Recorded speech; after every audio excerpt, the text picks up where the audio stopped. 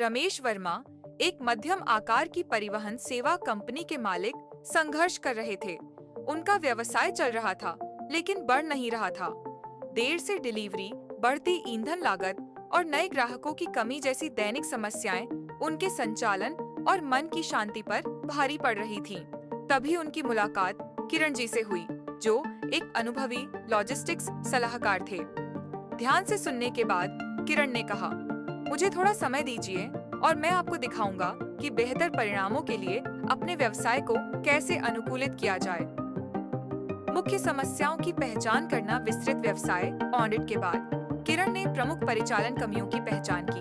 अकुशल मार्ग नियोजन, ट्रक अनावश्यक रूप से लंबे रास्ते ले रहे थे। खाली वापसी यात्राएं, अधिकांश वाहन बिना माल के लौटते थे, जिससे ईंधन और समय बर्बाद होता था।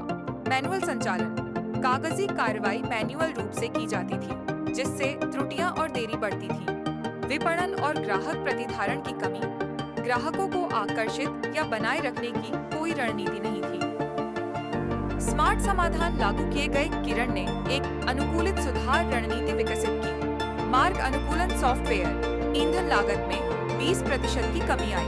बैक हॉल रणनीति, वापसी का माल सुनिश्चित किया, जिससे राजस्व में 30% की वृद्धि हुई। डिजिटल ट्रैकिंग सिस्टम, वास्तविक समय में वाहन ट्रैकिंग और स्वचालित दस्तावेजीकरण।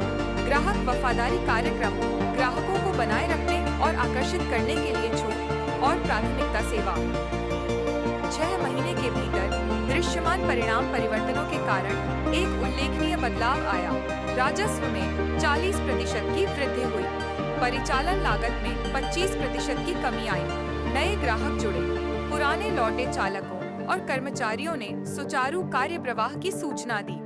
रमेश ने किरण को धन्यवाद देते हुए कहा, अगर मैंने इन समाधानों को पहले लागू किया होता तो मैं अब तक कहीं आगे होता। किरण मुस्कुराए और बोले, कभी भी देर नहीं होती। आपका व्यवसाय अब केवल जीवित नहीं रहेगा, यह फलेगा फूलेगा।